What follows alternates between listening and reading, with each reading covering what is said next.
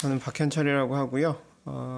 꼰대가 가득한 집단에서 일했고 목사로 또 저도 꼰대가 되어가고 있는 중입니다. 성경 속에서 꼰대에 대해 어떤 점들을 생각해 볼 수 있는지 짧게만 좀 이야기하려고 합니다. 저는 교회를 생각할 때 정말 꼰대 집단이라는 생각을 많이 해요. 왜냐하면 그 성경을 보잖아요. 성경을.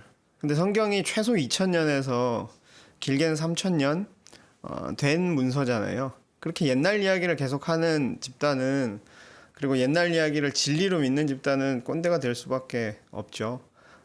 복음서에서 예수님이 가난한 자들은 너희와 항상 함께 있을 것이 돼, 이렇게 말씀하시는 부분이 있거든요. 저는 그거 보면서 이것이 모든 세상의 진리를 담고 있다는 생각을 많이 해요. 가난한 자들이 너희와 항상 함께 있을 거라고 예수님 하신 것처럼 뭐 고난받는 사람도 항상 우리와 함께 있고, 또 우리 삶 속에도 항상 성공뿐만 아니라 고난도 함께 있고, 마찬가지로 꼰대도 우리와 항상 함께 있는 것이죠. 아주 옛날의 가르침을 우리가 계속 배우고 있다면 우리는 계속 꼰대와 함께 할 수밖에 없다는 생각을 합니다. 성경 속에 꼰대가 많이 있죠. 저는 바울이 생각이 났어요. 바울이 이 라떼는 마리아가 그 꼰대의 요즘 대표적인 문구가 됐잖아요. 근데 바울이 라떼는 마리아를 진짜 많이 쓰거든요. 바울이 진짜 꼰대입니다. 바울이 말을 많이 해서 꼰대예요. 일단 신약 성경의 절반을 바울이 썼거든요. 말을 많이 하면 일단 꼰대고요. 근데 그 말하는 과정에서 바울이 특히 자기 반대자들을 대할 때, 그리고 자기가 하고 싶은 말을 강하게 이야기하려고 할 때는 어김없이 라떼는 마리아를 씁니다. 오늘 저희가 빌립보서 3장을 보면서 여러분과 이야기 한번 해보려고 하는데, 빌립보서 3장에 보면 바울이 거짓 가르침을 전하는 자들에 대항하면서 그 3장의 이야기를 하거든요. 거기서 바울이 뭐라 그러냐 하면 자기 자랑을 해요. 야, 나도 다 해봤다.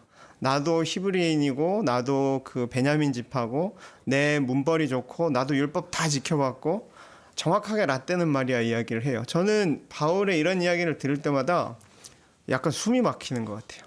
아까 선생님도 그 교회에서 뭐 여자는 남자에게 이거 싹 다 바울이 한 말이거든요. 여자는 남자에게 그 자녀들은 부모에게, 종은 주인에게, 이런 얘기들은 싹 다 바울이 한 이야기예요.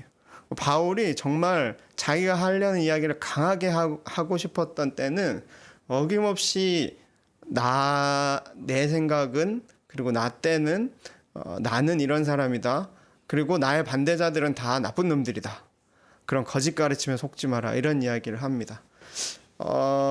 이런 이야기들을 볼 때 많은 분들이 성경에 바울이 이렇게 이야기한 걸 어떻게 이해해야 할까 고민스러우실 것 같아요. 근데 저는 오늘 선생님도 이야기해 주셨지만 꼰대는 꼰대 그대로 볼 필요가 있다고 생각해요. 처음 말씀하실 때 한 프레임 안에만 가두지 말고 이 사람한테 이런 부분도 있고 저런 부분도 있다는 거를 좀 생각하라고 하셨는데, 바울한테 분명히 꼰대의 모습이 있습니다.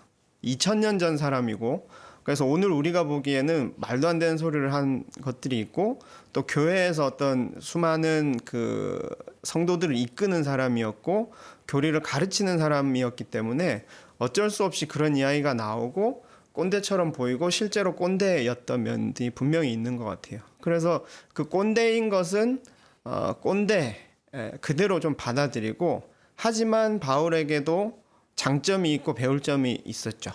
바울이 나는 이렇게 율법을 다 지킨 사람이다, 육체로는 흠이 없는 사람이다 말을 하고 나서 그 다음에 무슨 이야기를 하냐면요, 그 뒤에 있는 이야기가 이제 우리가 굉장히 좋아하는 바울의 말이죠.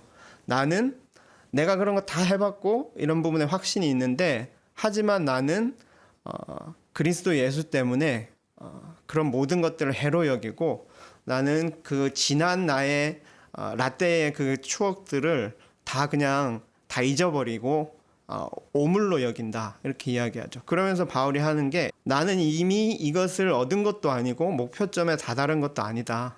나는 그 목표를 붙들려고 쫓아가고 있다 라고 이야기합니다. 그러니까 바울은 자기의 확신이 분명히 있었어요. 하지만 거기에 머무르지 않고 나는 그 앞으로 달려가겠다. 나는 이게 완전하다고 생각하지 않고 그 앞에 있는 것, 완전한 것을 얻으려고 쫓아가려고 하는 자세가 나는 돼 있다. 그리고 당신들도 나와 함께 그 거짓 가르치면 머무르지 말고 나와 함께 앞으로 달려가자라고 초대하고 있어요. 저는 바울이 답답한 이야기들을 하고 자기를 따르는 성도들에게 이렇게 꼰대 짓을 할 때마다 이 사람을 어떻게 해야 할까 하는 고민이 들지만 바울이 나는 하지만 내가 완전하지 않고 하나님이 그리스도가 완전하고 나는 그것을 얻으려고 달려간다고 할 때 바울을 어느 정도 이해할 수 있다고 생각합니다. 그러면서 빌립보서 그 3장 15절 16절에 보면 바울이 성숙한 사람은 이와 같이 생각하십시오. 여러분이 무엇인가를 달리 생각하면 하나님께서 그것도 여러분에게 드러내실 것입니다. 그러니까 다르게 생각할 수도 있다는 거죠. 다르게 생각하면 하나님이 그것도 계시해 주시고 인정해 주실 것이다. 그러면서 우리가 어느 단계에 도달했든지 그 단계에 맞추어서 행합시다라고 이야기합니다. 저는 여기에 바울의 본심이 있다고 생각하고요. 각자의 단계에 맞게 바울은 예전에 아주 강한 유대인이었고 또 강한 교사이지만 그리고 그것을 강하게 이야기하지만 아직 그것에 미치지 못한 사람들에게 답답해서 강하게 하기는 하지만 그래도 각자의 단계에서 각자가 걸어가야 할 그리고 각자가 다름질 쳐야 할 단계가 있다는 것을 이야기해 주고 있는 것 같아요. 우리가 교회에서 그리고 사회에서 꼰대들을 만날 때 세상에 꼰대가 있다는 것을 인정할 필요가 있을 것 같아요. 그 사람은 그렇게 이야기하는 건데 그게 100% 진리가 아니라는 것을 우리가 이해할 필요도 있을 것 같아요. 심지어 바울이라도 성경에 바울이 그렇게 써놨다고 하더라도 그것이 100% 완전한 것이 아닐 수도 있다는 생각을 우리가 할 수 있을 것 같아요. 왜냐하면 바울 스스로가 각 단계에 따라서 여러분이 생각하는 각 단계에 따라서 행하라고 이야기하고 있고 바울 스스로도 더 앞으로 나는 달려가겠다. 내가 완전하다고 생각하지 않는다라고 하기 때문에요. 이런 이야기들을 사실 여기서 하는 게 좀 머쓱하긴 해요. 교회에서 꼰대들한테 해야 되는 이야기인데 청년들한테 이런 꼰대들을 이해하라 뭐 그런 이야기를 뭐 제가 하고 싶지는 않고 아무튼 성경 안에 이런 이야기가 있고 바울에게 이런 면이 있고 하지만 바울의 태도는 계속 앞으로 나가고자 하는 것이었다라는 것을 여러분과 이야기하고 싶었습니다. 교회 안에서 꼰대들을 많이 만날 때마다 답답한데 답답함 그대로를 우리가 좀 받아들일 필요가 있을 것 같고요. 아까 선생님 말씀하신 대로 이 꼰대들을 만나게 하신 뜻이 무엇일까? 그리고 나는 이 꼰대들을 어떻게 대해야 할까를 고민하면서 각자의 자리에서 자기가 옳다고 생각하는 것을 진지하게 고민하면서 갈 수 있으면 좋을 것 같아요. 그냥 자기가 옳은 대로 행해버리면 그것 또한 꼰대가 되죠. 하지만 그것을 다시 한번 생각해보고 이게 정말 옳은 것인가?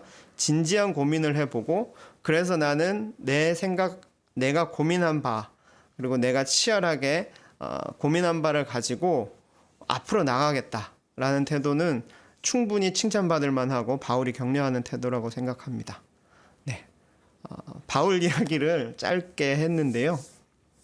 바울도 꼰대지만 또 좋은 면이 있다. 우리도 꼰대 이야기들을 듣고 또 우리 각자의 걸음을 걸어갈 수 있으면 좋겠다. 네, 이런 이야기를 여러분께 드립니다.